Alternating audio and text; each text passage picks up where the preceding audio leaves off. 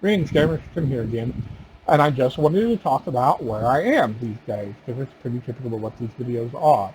At the moment, I am working on a clone of an old science fiction game that I love the aliens, I love the setting, I love the system. I can't use anything but the system, unfortunately, so I'm trying to create my new aliens that are both uh, reverent to sci-fi, not too stereotypical. I mean, they're going to be a little bit stereotypical. That's the nature of archetypes, and sci-fi and fantasy both use them a lot. I'm working on that with an artist to produce the art for it. I'm also going to move Hearts and Souls, as I said, to some form of crowdfunding because the plans to do it uh, otherwise aren't working out. And I want it to be good. I want it to be great. It is niche and niche. I don't know how to pronounce that word at the moment, so just excuse me. But it's a very small set of fandom who wants a game that makes motivation as important as Hearts and Souls does, and that's okay. I like it. I think that's what's important because that's what's important in comic book is their motivation is very telling. Batman's motivation, Superman's motivation, Spider-Man's motivation, the X-Men's motivation, all of them, all that's important to them. Why are they doing it? And I can give you a breakdown of their motivations really quickly because that was important into my research, into my comic book reading, into all of that when I started writing my superhero games years ago. Now, lately, I've been working on my other sci-fi projects besides the clone uh, a lot, just little bits here and there because I bounce from project to project, and it takes me longer to produce projects because of that.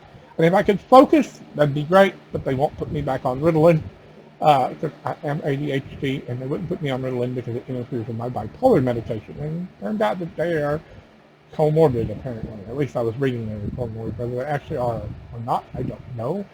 And yes, I'm very manic at the moment, so forgive me if I talk too fast because that's typical when I'm a little bit manic.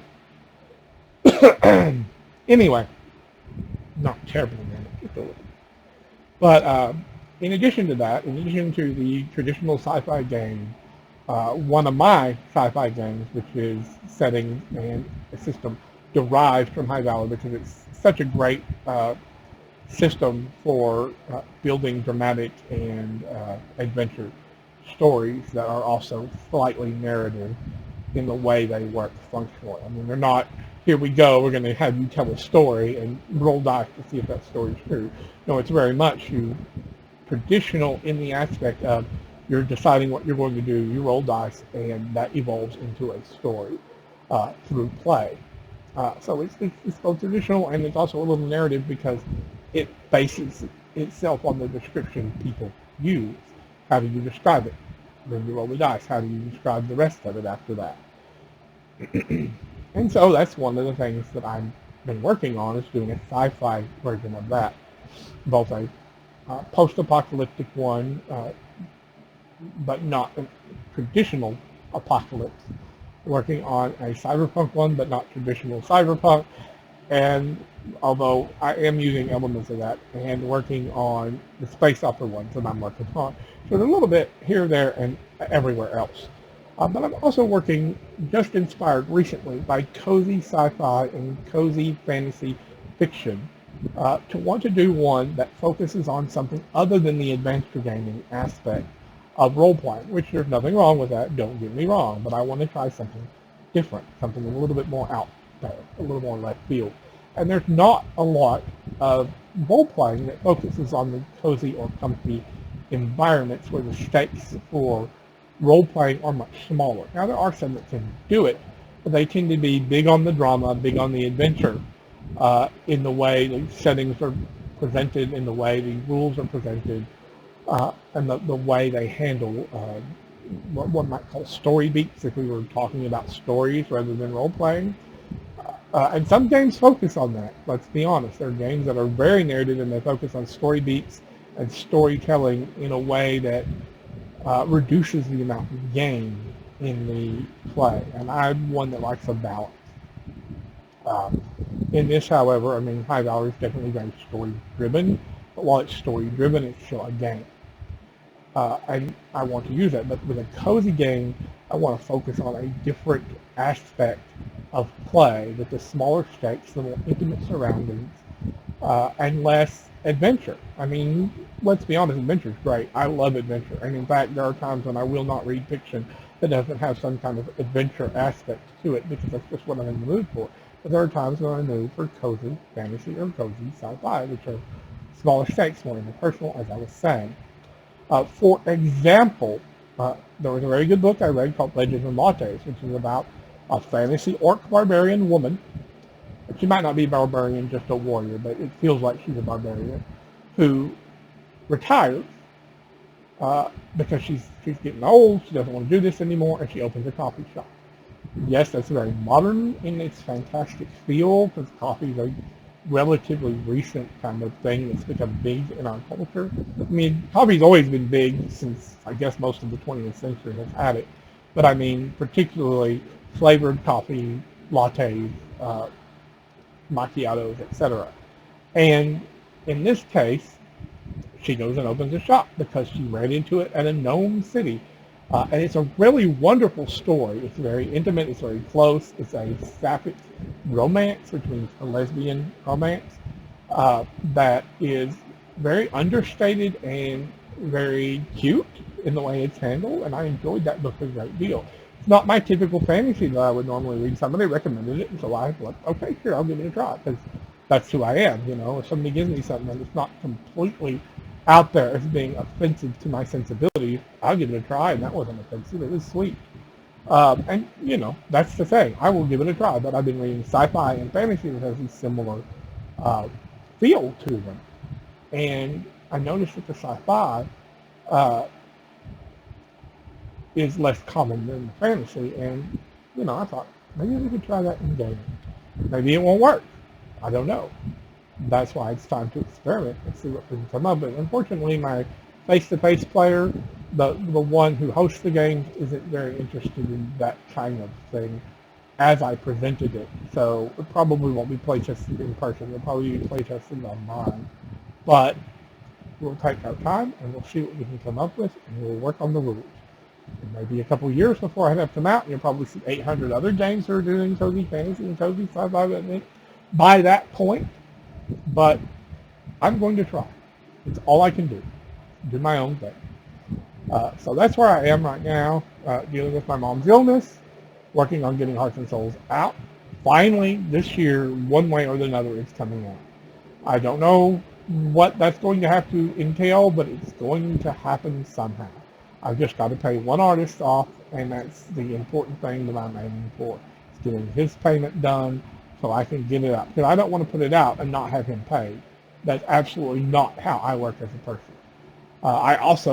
I'm going to comment on AI art while we're here. I could do AI art for my sci-fi games. I know how to do the prompt. I'm not doing it that way.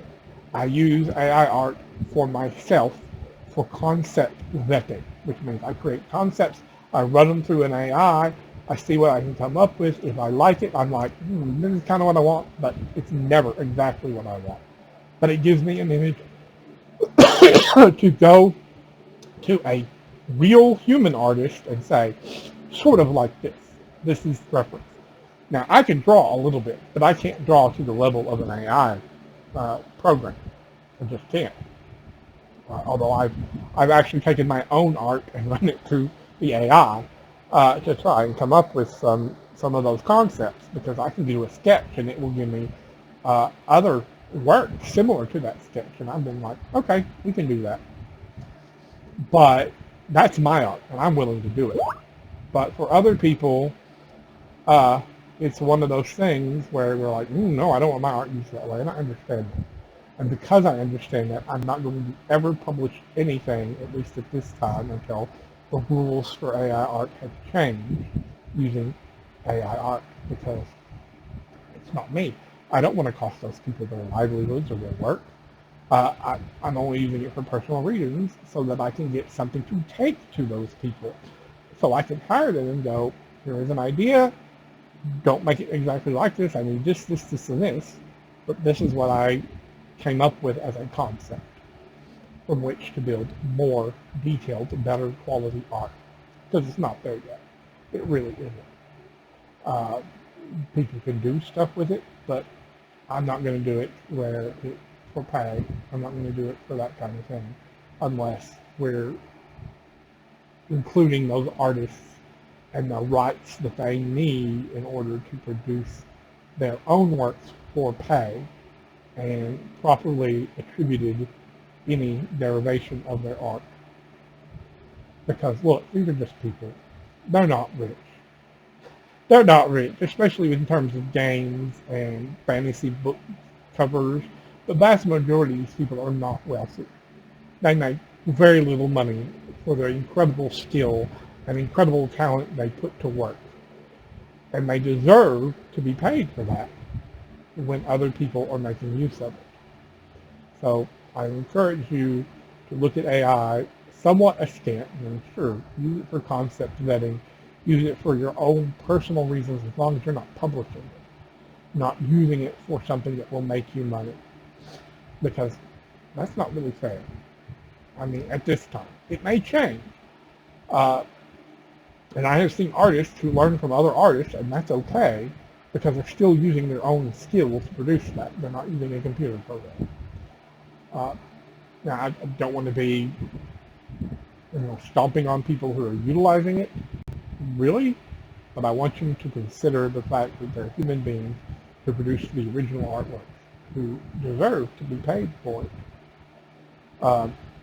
And that's just kind of how I feel. I support them because they don't make a lot of money. I don't make a lot of money. If I made a fortune, you could bet there would be artists all over the world getting some of it because I like artwork. I like to see it generated. I don't have anything on my walls at the moment that wasn't painted by a relative of mine, but a lot of it has to do with just life is a mess and I can't seem to keep up with it all. But that, at the end of the day, we have to do our best for each other, not for computer programs. So yeah, that's kind of my rant on that whole deal.